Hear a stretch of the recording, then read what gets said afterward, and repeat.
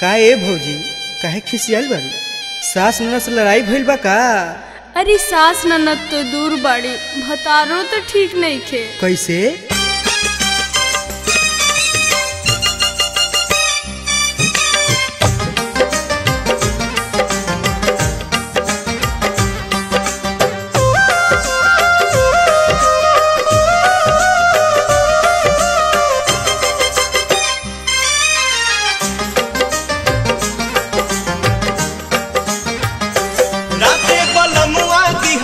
गारी हो तरकारी के बिना ना, राते बलमुआ दिहले गारी हो तरकारी के बिना ना।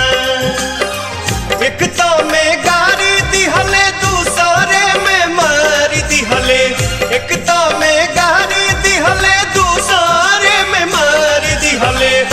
आओ पर सास लाला कारस हो तरकारी के बिना ना, ओह पर सास लाला कारस हो तरकारी के बिना ना।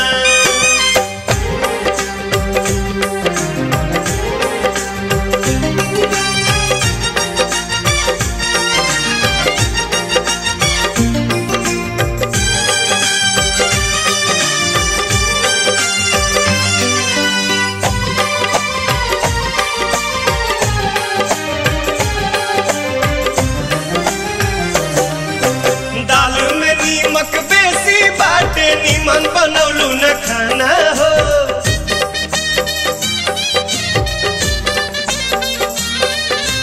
खोजी खोजी कौनो बहाना हमारो मारस बलमुआ ताना हो।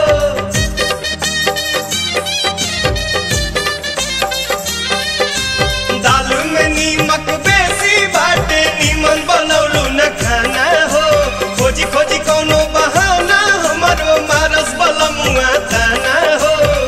बढ़ चढ़ के बोलेली बोलिया छोटा की नाना दिया हो, बढ़ चढ़ के बोलेली बोलिया छोटा की नाना दिया हो। देवरवो करेला फूटानी हो तरकारी के बिना ना, देवरवो करेला फूटानी हो तरकारी के बिना ना।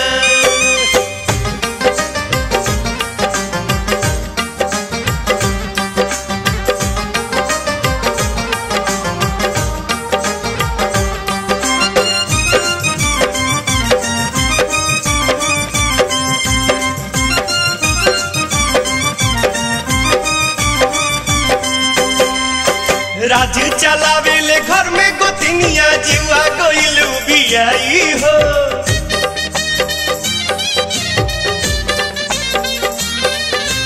दू चार दिन में चली हम जाइब नैहर से भाई बोला भाई हो।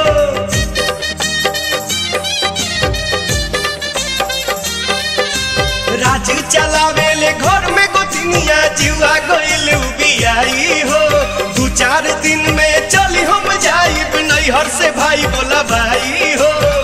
छोटका से बड़का सब हमारे पभीरल बाहो, छोटका से बड़का सब हमारे पभीरल बाहो।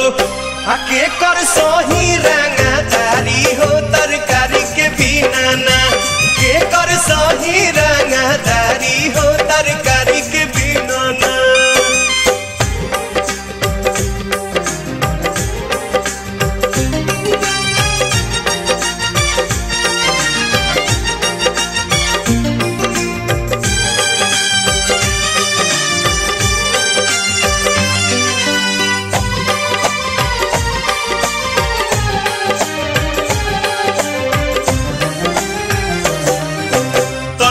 बात पर रोजो रोजो हो खाता घर में झमेला हो।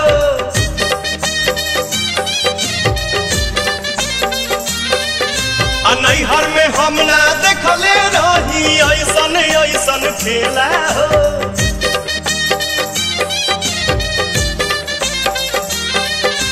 तनी तनी बात पर रोजो रोजो हो खाता घर में झमेला हो। नैहर में हम ना देखले रही ऐसन ऐसन खेला हो। खाला में ढाह दिहले हमके बाबू माई हो, खाला में ढाह दिहले हमके बाबू माई हो। माथा भइल बाटे भारी हो तरकारी के बिना ना माथा भइल